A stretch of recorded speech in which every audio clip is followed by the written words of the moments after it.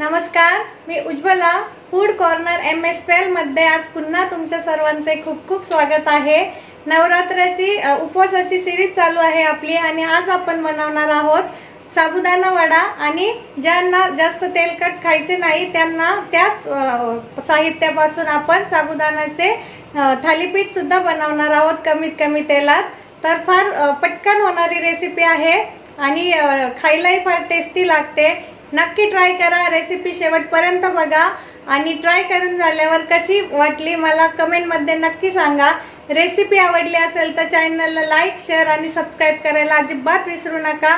Description box मध्ये link दिली आहे, तिथे जाऊन चॅनलला सबस्क्राइब करा। चला तर मग तयारी करू आजच्या रेसिपीची आणि त्यासाठी काय काय साहित्य पाहिजे ते बघूया आणि झटपट रेसिपीला सुरुवात करूया। चला तर मग आजच्या रेसिपीला सुरुवात करूया। आज आपण येथे घेतला आहे 1.5 कप साबुदाणा भिजवून घेतला आहे 3 ते 4 तास। हा चांगला भिजवायचा आहे व्यवस्थित। हा आपण बघू शकता तिथे शेंगदाण्याचा कूट आहे हा 1 वाटी।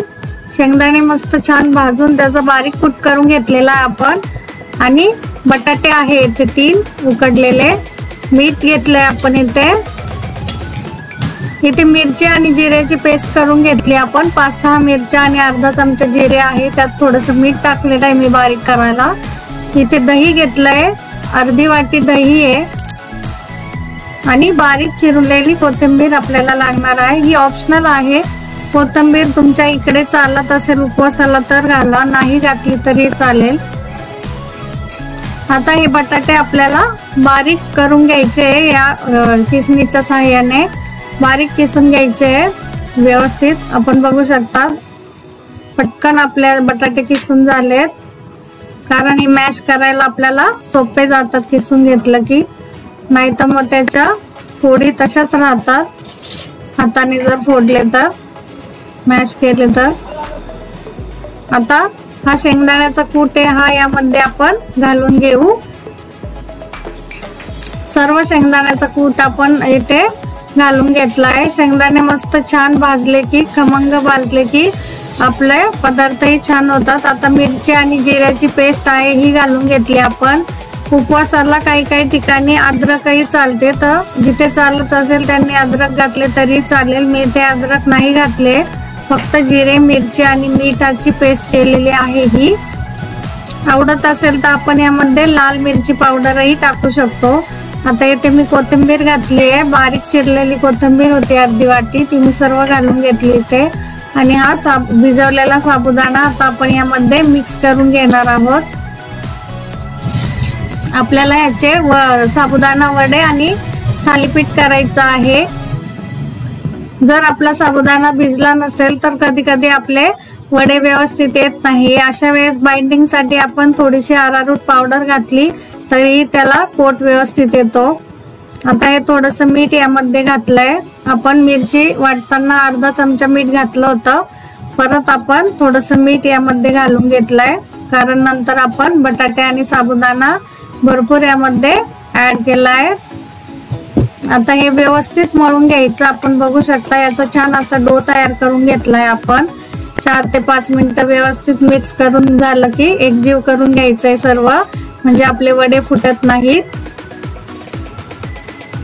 आणि असे मस्त असे छोटे छोटे गोळे करून घ्यायचे। आपल्याला जेवढा आकार पाहिजे छोटा मोठा त्याप्रमाणे आपण हाताला तेल लावून घ्यायचंय आणि या मिश्रणाचे वडे थापून घ्यायचे।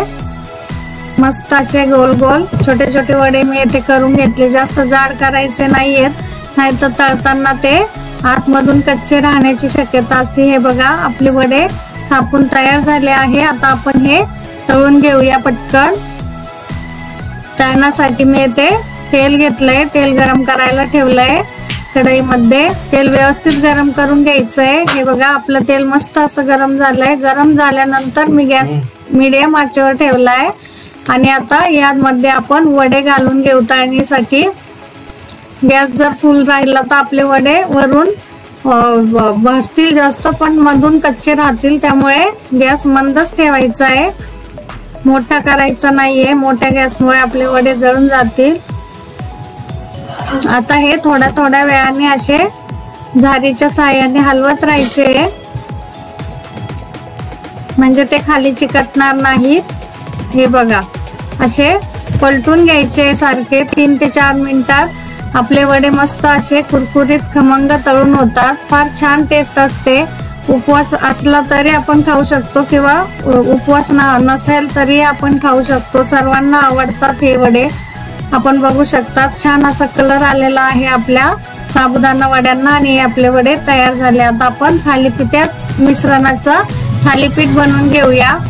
जर वडे जास्त तेलकट असतात, त्यामुळे ज्यांना जास्त तेलकट आवडत नसेल त्यांनी याप्रमाणे थालीपीठ केले तरीही छान लागतात। मी असा एक पेपर घेतलाय प्लास्टिकचा आणि त्याला थोडंसं तेल लावून घेतलंय। थोडंसं तेल लावायचंय, थोडंसं पाणी यावर शिंपडलं तरी चालेल। पाणी आणि तेलामुळे आपलं मिश्रण खाली पेपरला चिकटणार नाही। आपण असे वडे तव्यावर थापू शकतो, पण असे वडे थापताना आपले हाताला चटका बसण्याची शक्यता असते। त्यामुळे मी या प्लास्टिकच्या पेपरवर छान असं तेल लावून व्यवस्थित आपल्याला जेवढा आकार पाहिजे छोटा मोठा त्या आकारात आपण हे थालीपीठ बनवू शकतो।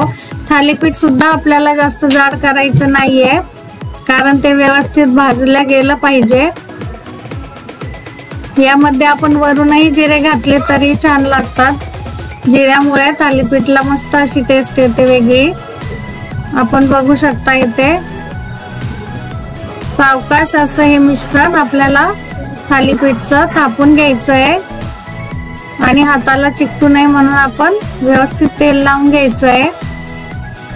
आपल्याला दिसत असेल मस्त असा गोल आकार आला आहे आपल्या थालीपीठला। आता आपण हे तव्यावर भाजून घेऊया।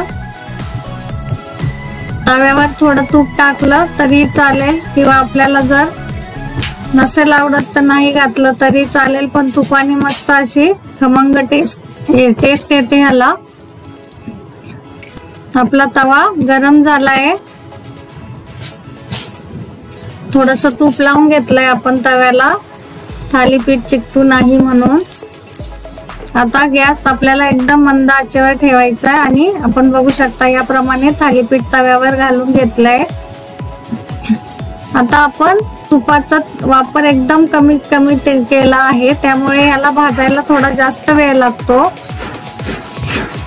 आता त्याच्यावर आपण थोडंसं झाकण ठेवून घेऊ, म्हणजे तो आतून व्यवस्थित मस्त असा भाजून निघेल। ज्यांना कमी तेलात खायला आवडत असेल किंवा ज्यांना डाएट करत असेल आणि तरी खायचं असेल साबुदाणा, तर त्यांनी याप्रमाणे थालीपीठ खाल्ले तरीही चालू शकतात। यात नाच्या बरोबर तेल असल्यामुळे हे एकदम हेवी नसतात हे। आता आपलं मस्त असं थालीपीठ भाजून होत आहे। गॅस मी मंद आचेवर केलाय म्हणजे जळणार नाही ते। आपण इथे बघू शकता 3 ते 4 मिनिटं आपण इथे झाकण ठेवून घ्यायचं आहे, म्हणजे आपलं थालीपीठ व्यवस्थित वाफेवरती मंद आचेवर असं भाजून निघेल कुरकुरीत। आता हे एका साइडने व्यवस्थित आपलं थालीपीठ भाजून घेतलंय आपण। आता वरून थोडंसं मी तेल सोडतीये, तूप सोडतीये।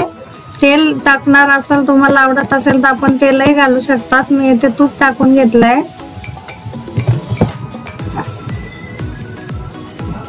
आपण बघू शकतो मस्त असा वास सुटला याचा खमंग। आता आपण हे अशा प्रकारे साइडनी थोडेसे ह्याच्या कडा दाबून घ्यायच्या आहे, कारण आपण ह्याच्यात कोटिंग साठी फक्त बटाटा घातलेला आहे, त्यामुळे हे तुटण्याची शक्यता असते। त्यामुळे सांभाळून व्यवस्थित त्याला आपण पलटून घ्यायचं आहे। याप्रमाणे आपल्याला दिसत असेल।